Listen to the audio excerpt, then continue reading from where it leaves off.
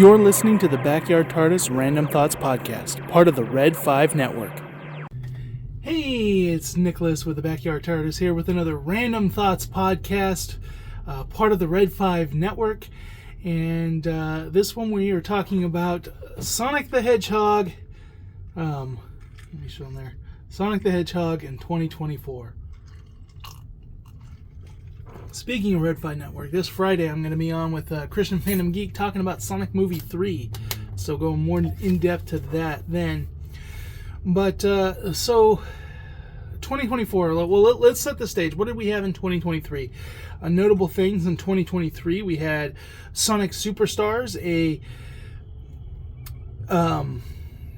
2.5D classic game. Sonic Mania, it was not. It wasn't a bad game. It wasn't a great game. It was really dumb for Nintendo to try to go off of launching it at the same time as Mario Superstars, a super polished and great game. Or not Superstars, Mario Wonder. It's Sonic Superstars.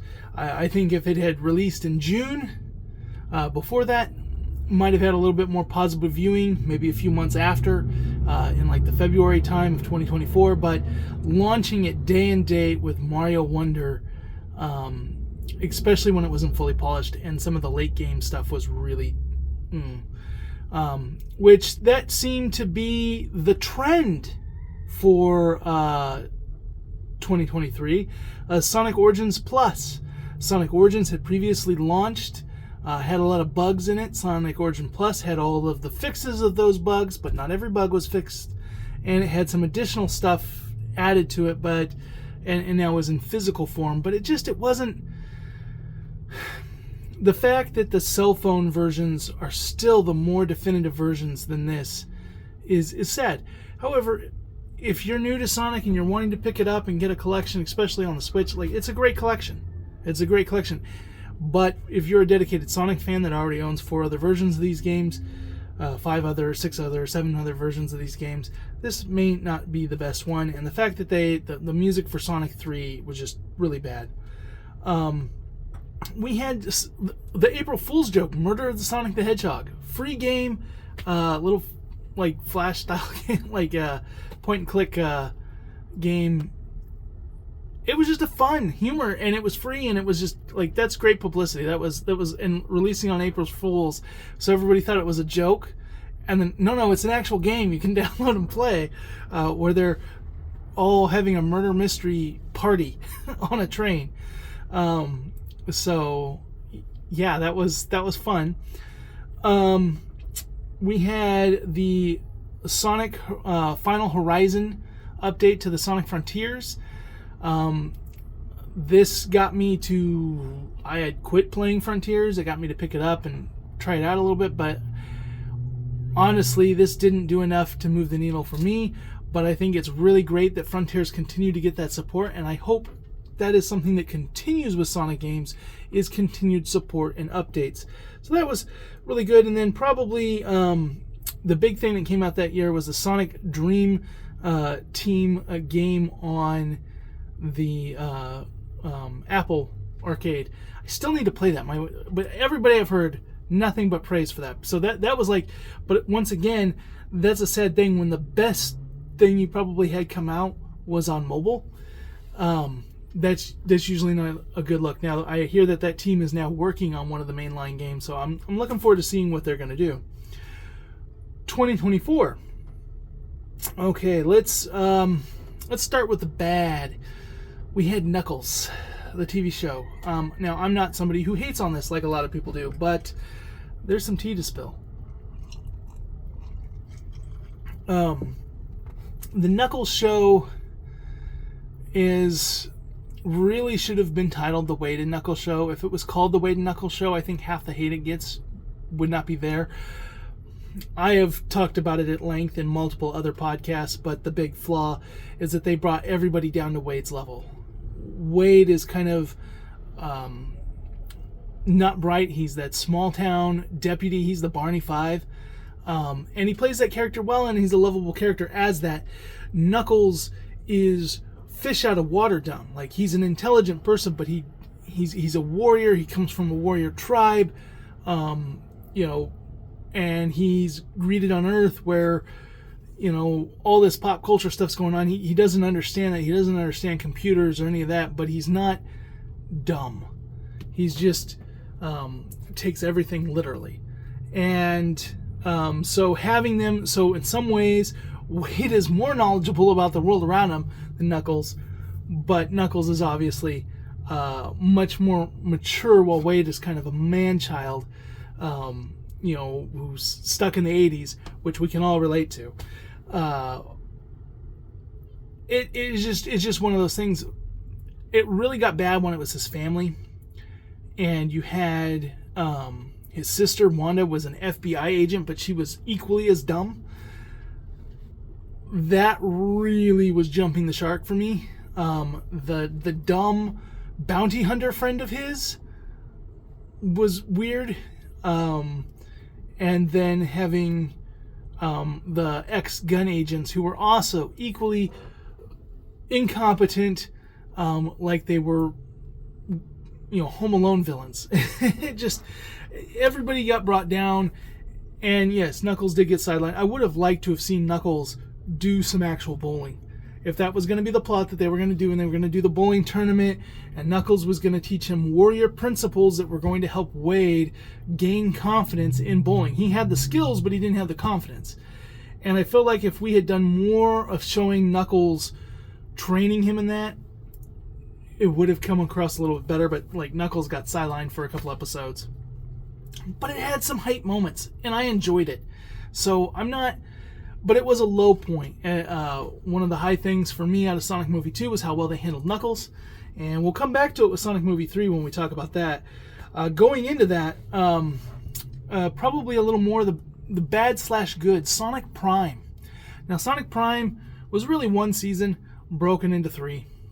And when they made it, they really only had enough for 2 seasons. And they were told to stretch it to make it work for 3 seasons. And so they had to add in some additional episodes. And they basically took the end battle, which was so cool, and so much was going on with 9, so much was going on with the characters, the evil robots were all cool, doppelganger robots, but the constant, every episode they get to the point where everybody's on the ground, we can't fight anymore, we've all lost. And the next episode, somebody says a speech or something, and everybody gets back up and they fight more. And they did that episode after episode after episode. It drove on way too long. Season 3, if you'd cut half the episodes out, yes, it would have been super short, but it would have been super hype and everybody would have loved it. But the fact that they just stretched nothing content into just recycled fights, where they were doing the exact same thing over and over again, really... Like, if you did an abbreviated version of season 3, I think everybody would have been on board. The show would be remembered much more favorably. A lot of that backlash, I think, came from that. Also, you know, Sonic fans having too much high expectations, thinking that there should be all this, you know, we wanted into Spider-Verse. When they said it was going to be a multiverse story, we wanted into the Spider-Verse, which unapologetically pulls every version of Spider-Man ever in a comic and puts it on display. You know, from Spider-Ham to, you know, East Indian Spider-Man to UK Spider-Man to Spider-Gwen to all that stuff is all there. Noir Spider-Man, you know, they wanted that. They wanted SatAM Spider-Man. They wanted Sonic the Comics, Spider-Man. They wanted Archie Sonic. They wanted Sonic the Comics Sonic. They wanted Adventures of Sonic. They wanted Sonic X Sonic. They wanted Sonic Boom Sonic. They wanted all the Sonics. And that wasn't what it was. It was like, here's Sonic Crew in generic jungle world. Here's Sonic Crew in pirate world. Here's Sonic Crew in post-apocalyptic, like, utopian world. So, you know, it just... wasn't what fans were thinking when they were given the tagline of the thing. They were expecting the same thing that Spider-Man had. Well, guess what? Marvel and Sony, like, they have much better control of the rights of Spider-Man stuff than Sega does of Sonic stuff. And they weren't about to give this studio unlimited access to it. So that. Now let's get into the good. Dark Beginnings. Dark Beginnings animation for Shadow the Hedgehog. That was absolutely beautiful. Absolutely beautiful. Doing a 3-episode YouTube shorts like that, not shorts, but little cartoon shorts, but not actual YouTube shorts. Going into the backstory of Shadow, catching everybody up so that they could go into the game, they could kind of get this, and they have that intro. I think it was just so beautifully done. And this is one of the things that I think Sonic has been doing to market its games, and I think they need to continue to do this. But at the same time, give us a show in this art style. Like, this stuff was great. Seeing Rouge and Omega there with him, Captain Towers, Abe, seeing that get canon. That was his name in Archie Comics. Now, it was Ian Flynn who gave him that name in Archie Comics, and he got to write the story for this, and he got to give him the name there. He got the approved. Now, he tried to... Also, he threw out there, like, can we name him Commander Walters from the movie version of that character? And they go, no. There needs to be a distinction between game and movie, because that's a Paramount original character, like just like Agent Stone. Like, Agent Stone can't appear. Like, Paramount owns Agent Stone. So it's interesting. Then we got Sonic X Shadow Generations. Now, I wanted this just for the Sonic Generations. Now, there was a hubbub about the changes to Sonic Generations, specifically around Amy. I'm going to say it right now. I thought the changes were good. I mean, I get the original game is still there. I get why some people are upset, but this is now celebrating the game 10 years later. That was the anniversary then. Now we're at the anniversary now. This is another 10 years on, and we're celebrating the franchise, and the character has changed a little bit.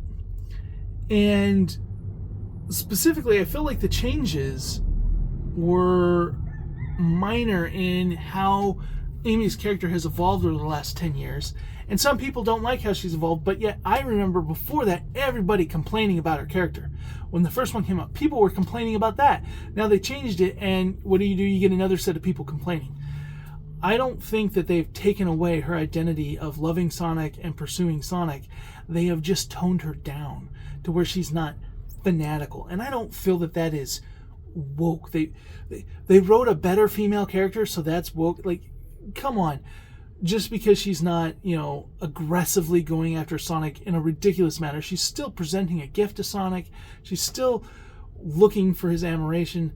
She's just not going crazy. Now, what about the references to time stones and stuff like that? Oh, they didn't have that before. He threw in more member berries. This is Member Berries the game. It is a collection of classic levels from the old games done in both the classic 2D style and the 3D style, meshing old and new together, reliving all of Sonic's history. The only thing I'm disappointed is that they didn't just add a new level or two from games that came out from the last one. Like I said, we've got another 10 years worth of games. They couldn't add a little bit more to the game, but they did it through Shadow. I would have liked to have seen a little added to Sonic Generations 2. Now, there were other things that were kind of hiccups in Generations, especially in the cutscenes, that people were like, why didn't they fix this? Yet they fixed that. They re-recorded the line, so that's why some of these changes happened. Just because they're trying to HD it up, get the quality better. But none of them were offensive. And I think they were better representations of where the character is now. And they want this game to show the best of Sonic. And it's showing, and the same thing with Shadow. Like, they don't want people to go out and watch or play Shadow 05 or Sonic 06. They don't want people to do that. That will give a bad first impression to Sonic. People who just saw the movies and they go out and they want to play a game. I watched a streamer, Sort of Stupid. They came out, they loved Sonic Movie 3, they wanted to play something with Shadow the Hedgehog, so what did they do? They popped in Shadow 05, and they were like, wow, this really, really bad. This is really bad, guys. And in the chat's like, why would you pick one of the worst games in the franchise to like introduce yourself to this? Like, you have Sonic X Shadow Generations, but they're like, oh, we already did a stream, and we know when we stream a game a second time, we like lose viewers the second time around, so I didn't want to do the same game twice. And it was like, dude, that's a way better game.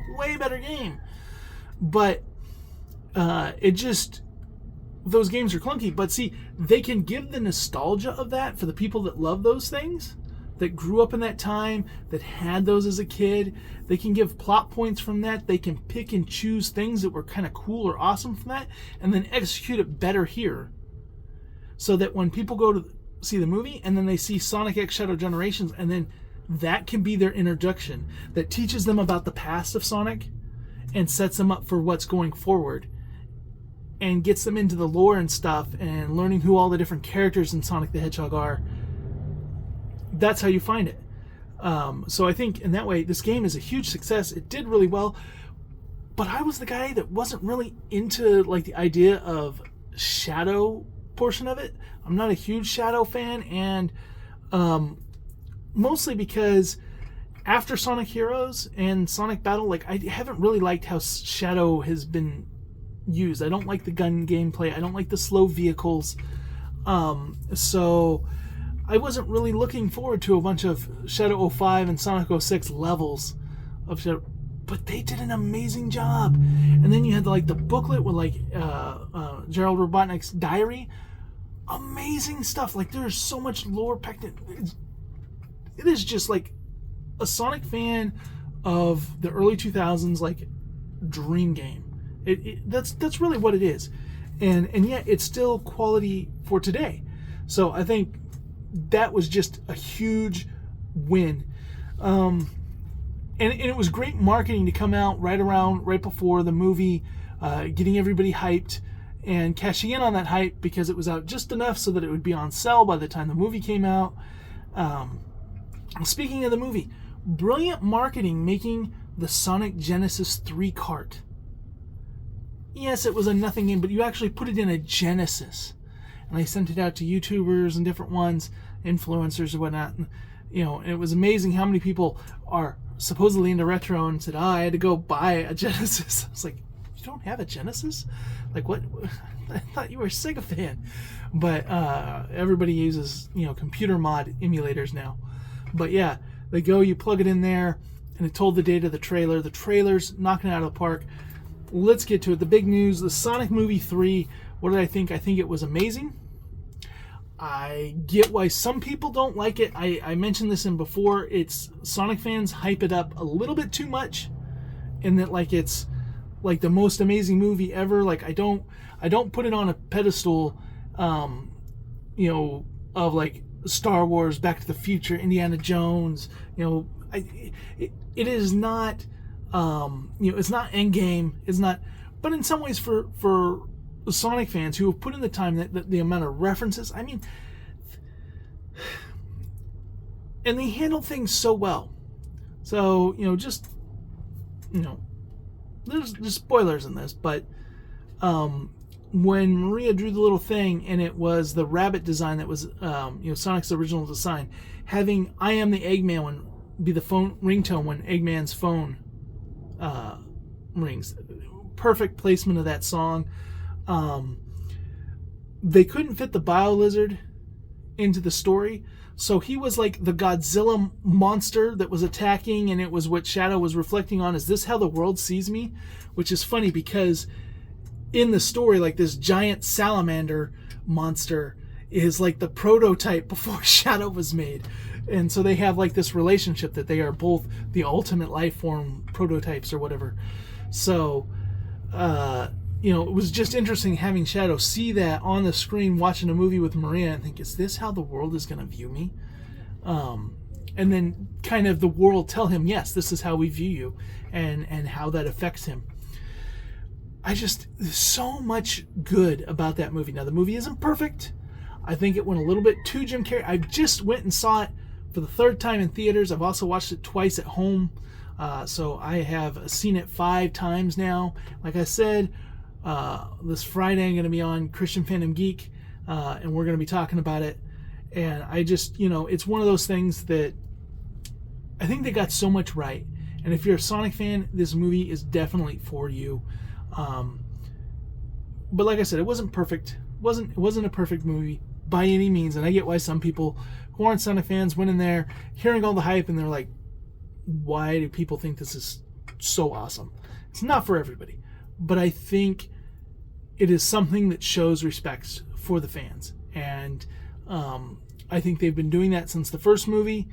And I think they do it in a way that really very few studios are doing right now. Listening and adapting the film. And Jeff Fowler, just so you know, he's the one that heads the whole Sonic cinematic franchise. He got his start on that awful game I was talking about, Shadow 05. One of his first jobs was working at the company that did the cinematic cutscenes for that, which are awesome. The cutscenes in that game are amazing, but just seeing so many references to that just works out great. So what would I rate this year? I would say this has been an A+ year for Sonic, whereas last year I would say was a C. There was a lot of like middle of the road games. It wasn't like going between the heights, but yeah, maybe A- if you count the Knuckles show and Sonic Prime, like maybe dropped it a little bit. But I think the hype of the movie and the hype of Sonic Shadow Generations, Dark Beginnings, there's just so many things this year. Great. We got Topgolf. We've got just about everything that you can imagine is Sonic the Hedgehog this year. It's hurting my wallet. But what do we have looking forward to next year?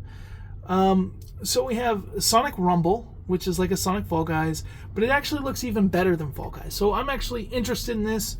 It's coming to PC as well. Sonic Racing Cross Worlds. And this is another one where I feel like people are getting way too hyped way too early. They think Cross Worlds is going to be going into, we're going to have, Archie Sonic, and we're going to have this Sonic and that Sonic. I don't think that's going to be what Cross Worlds is all. I do think that maybe Cross Worlds will be like Sonic hopping into worlds of other Sega properties. Maybe. Or this could just be a racing game inspired by Sonic Prime, and we're going to be going into racetracks in the Pirate World, or this. There's also some Sonic Riders stuff in the trailer, the almost non-existent trailer. It's just really a little bit of an opening cutscene, but it doesn't show any of the racing. The Riders games have something that I loved and have gone away. Free Riders kind of killed that, being Xbox Kinect exclusive game. And everyone's now been like, oh, Mario Kart 9, it's going to kill it. Well, first of all, Sonic Racing's Cross Worlds is going to be multi-platform. So you're not going to have Mario Kart 9 on your PlayStation 5, on your Xbox, whatever they call it now, on your PC. That's just going to be on Switch too. This Cross Worlds game is going to be on everything. So it's going to fill a void that some of those other platforms, which I imagine PlayStation will probably promote it around the time that Mario has its game coming out, showing we have a kart racer too that you can play here. You don't have to buy a Nintendo to get this. That can work in its favor.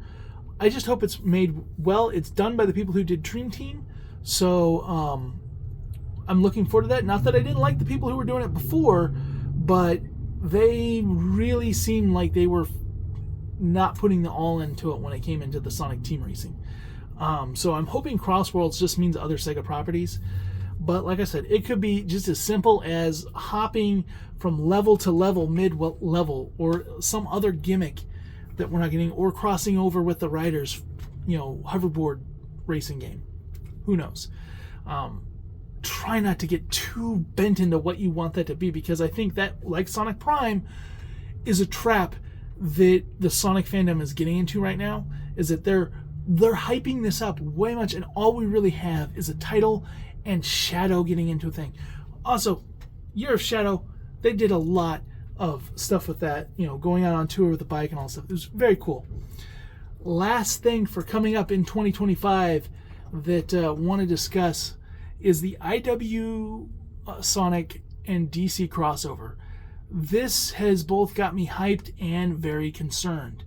One of the things that has been my very much complaint with IDW, and this has to do with IDW as a company right now, is on the verge of bankruptcy. They're having trouble with a lot of their comics. And from what I understand, Sonic is one of the comics that was doing well for them. And it's not as much anymore. And one of the things that I feel like is the problem is every time they get a spin-off series, they stop the mainline comic and interrupt it. So it's like when fans go, hey, would you be interested in this? Oh yeah, I'd be interested in that.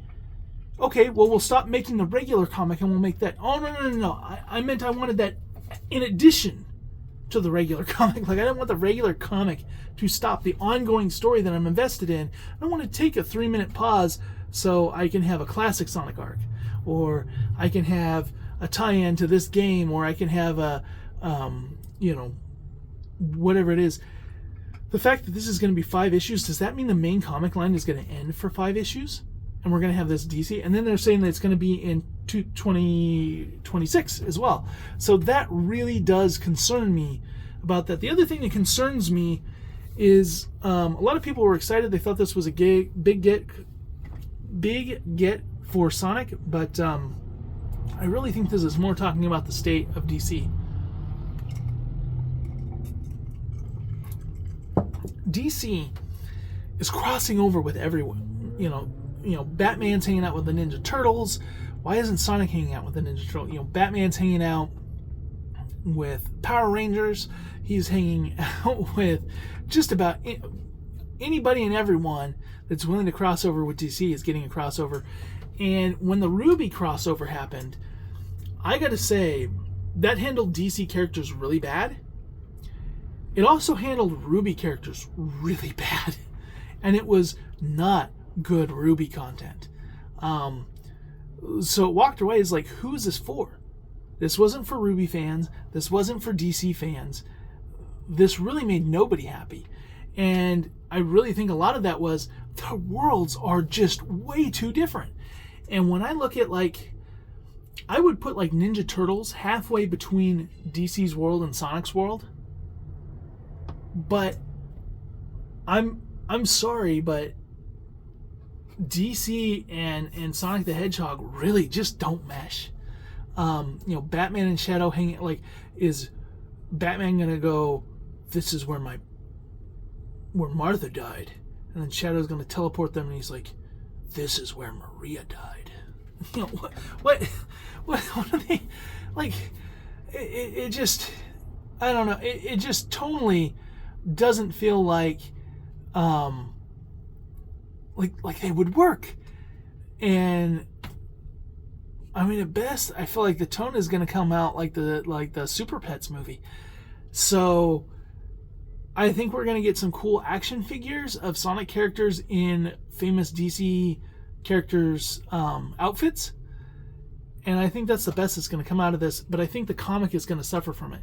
I don't think this is going to be a boost to comic sales. I actually think it is going to hurt the comic sales by IDW. The same thing happened when IDW did the crossover with Ruby. They did comics. The actual DC Ruby comics sold worse than the Ruby comics, which were already not doing well. So by comparison, for a big company like that and a licensing and all that, I just don't see this going fabulous, and I'm worried about the damage that it will do to both franchises, really. But but it's something I love these characters. I love all these characters. These are all the toys. They're putting them together. I should be fanatic. And Sonic is crossing over with just about everything. They're doing Sonic Transformers. That's kind of weird. But cool. I'm going to own them, but it's also weird. So are we going to get a Transformers coming?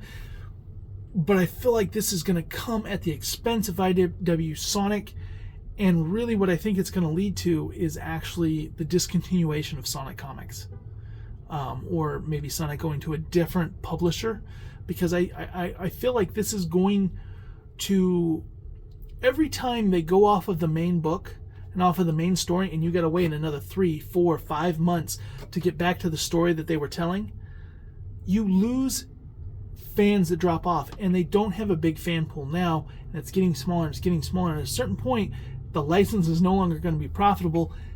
IDW's hemorrhaging money. They're canceling stuff left and right out of the non-popular. Sonic was popular. It was a moneymaker. But will that continue in 2025? Time will tell. I'm eager. I don't want to sound like a negative Nancy on this. It is something I'm very interested in, but it's also something I'm very concerned about. The other thing, Sonic Racing Cross Worlds, we just had the Sonic Movie 3. I feel like some point this year we need to have some hype announcements of what the next mainline Sonic game is going to be. I don't think it's going to come out in 2025. I think it's going to come out in 2026 for the next anniversary year. Or early 2027 before the June date of the year completing. But I do feel like by mid to late 2025, we should be hearing what the next big move is. I'm really hoping for something that takes what worked about Frontiers and gets rid of all the things that didn't, and give us a more Sonic world that's open and is just fun to run around and play in, and that's what I'm hoping. And I'm looking forward to it.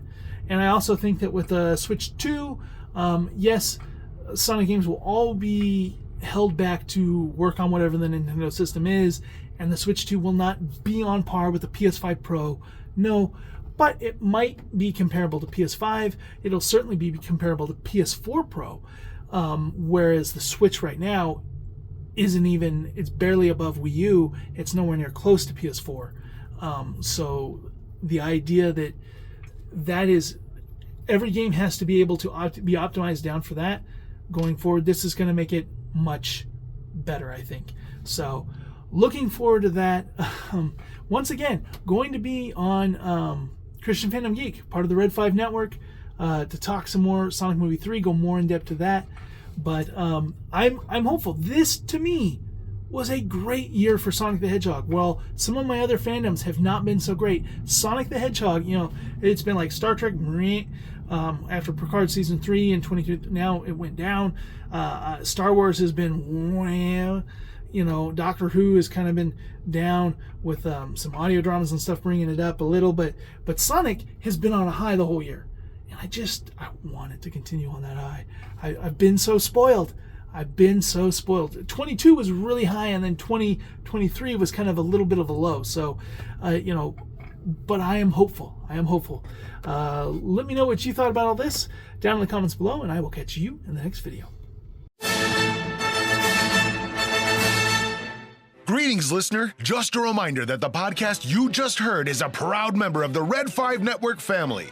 Red 5 Network offers you a great variety of shows you'll be sure to love. So the next time you're itching for quality content, make sure you head over to Red 5 Network. You'll find this podcast along with a whole lot more. All wings report in. It's the Red 5 Network.